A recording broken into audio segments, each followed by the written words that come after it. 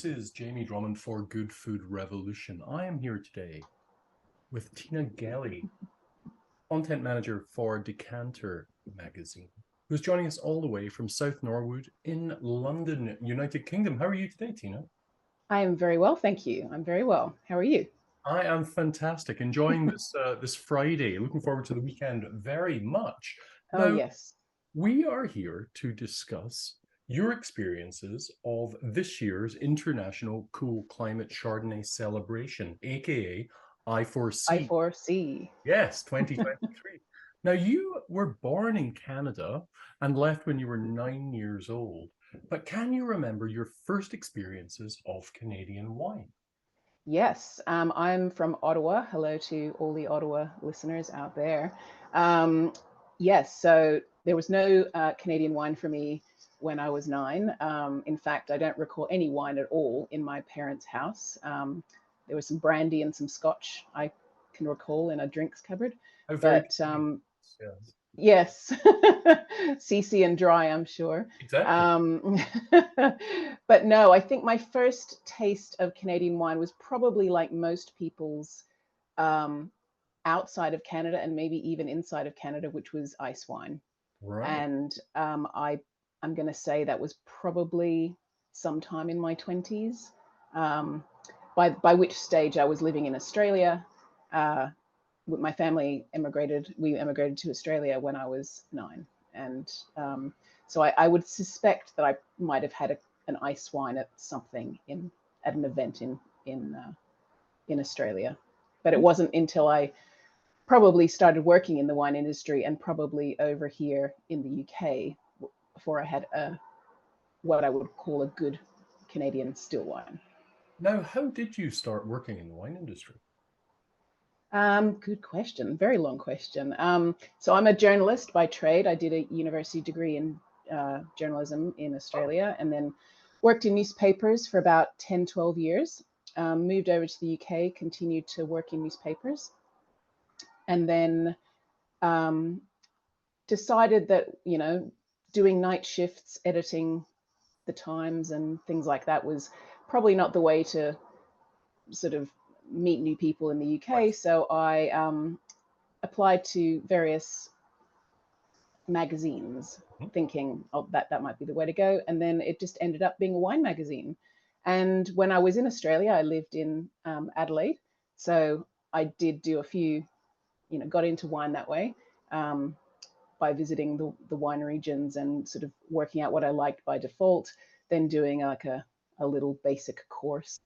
So that's sort of what I told them in my interview. And perhaps that's what got me the job because I was able to talk about Aussie Shiraz or something. Right, right. But anyway, so that was about 21 years ago. So I've been in the wine trade here for 21 years. Now, may I ask which magazine that was at the time? So it was called Wine Magazine, Oh, yes. Yeah, I remember. catchy title. So it was the magazine that was connected to the International Wine Challenge, and I Yes. worked there from Yeah. 2003 to 2005, and then the magazine kind of folded, but the International Wine Challenge lives on. And I now work up. There was a period of freelancing in between with lots of other wine titles, trade and consumer over this way. And then I ended up freelancing and then being asked to take a staff job at Decanter. So I have been at Decanter, which runs the Decanter World Wine Awards, Yes, of course. for just over 15 years now. Wow, fantastic, fantastic. Now, when you were working for Wine Magazine, can you recall when you first started tasting still well, dry wines, I guess, from Canada? Yeah, I think I'm gonna say it was probably from BC, and Okay. I'm gonna say it was probably um, a BC like Bordeaux blend kind of thing. I'm not going to be able to name something, but it would be something like I don't know, a Quail's Gate or a Burrowing Owl or Yeah, that makes sense. Yes, yeah. something like that. And I can't tell you the context that it was in. It was probably in a big bunch tasting of global Cabernet blends or Shiraz blends or something. But I do recall that at Decanter, we did a tasting not long after I started of the world's best Chardonnays Yeah. outside of Burgundy.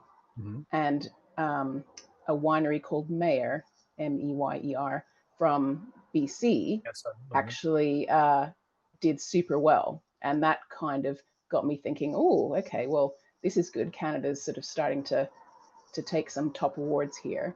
And yes, by and large, every year at the Decanter World Wine Awards, we see more and more Canadian wines from, both sides, yeah. BC and Ontario, and this year from Nova Scotia, Okay. picking up big gongs, which is super. Fantastic. Now, how do you think the wine drinking public in the UK view Canadian wines, both at the consumer level and at the restaurant level?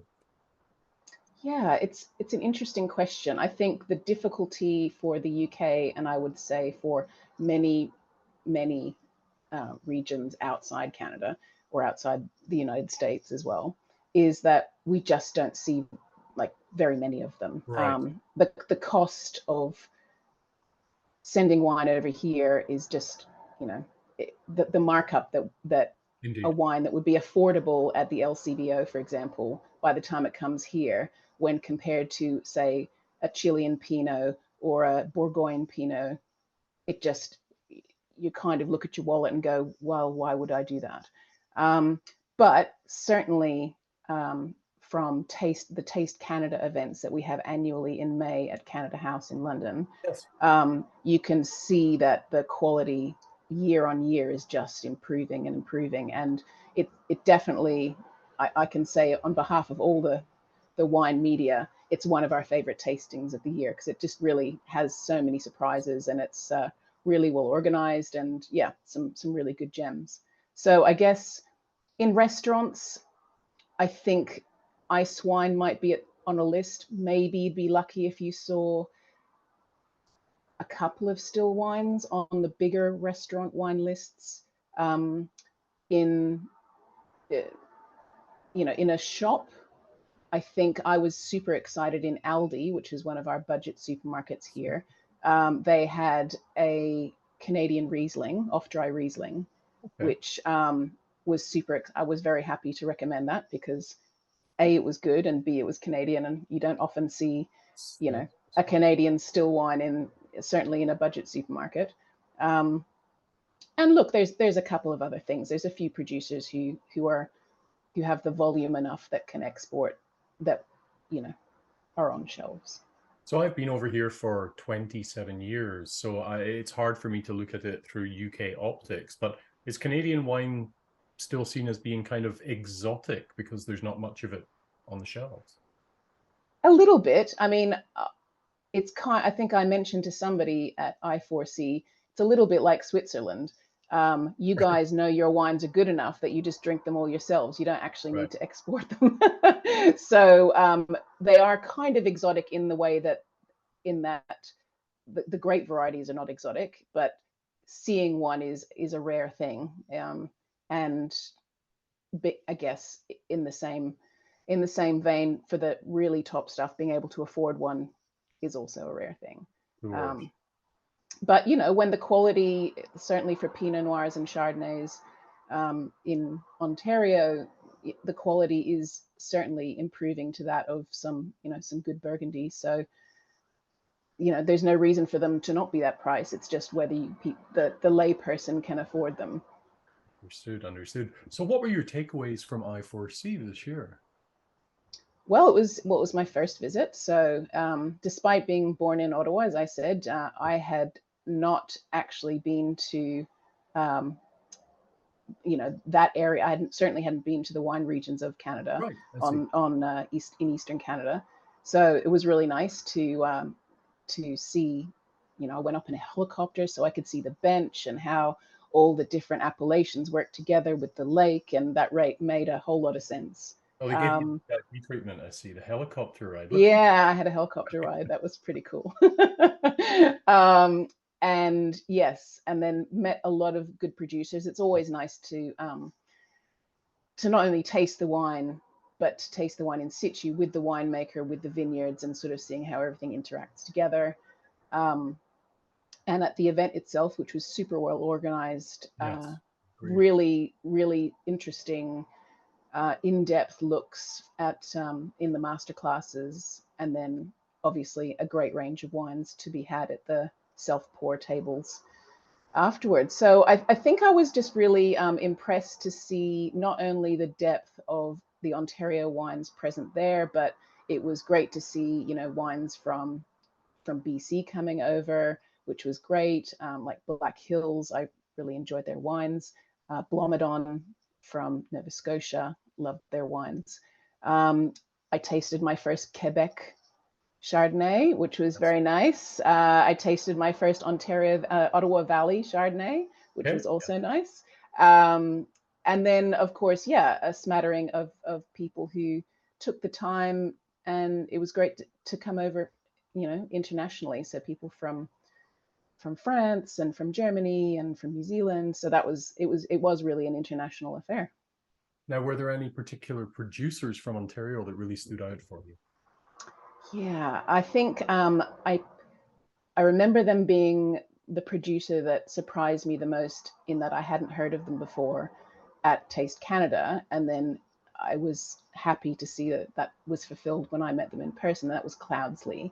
I really was very impressed with the wines, and Adam and Matt gave us a great tasting, and I think the whole range of from there, from Chardonnay to Pinot, was excellent. Well, I really like them. on the vineyard specific terroirs and what those bring. That's right. Chardonnays is just absolutely, those wines are exquisite, and the differences between the wines that are literally a stone's throw away from each other is really quite something.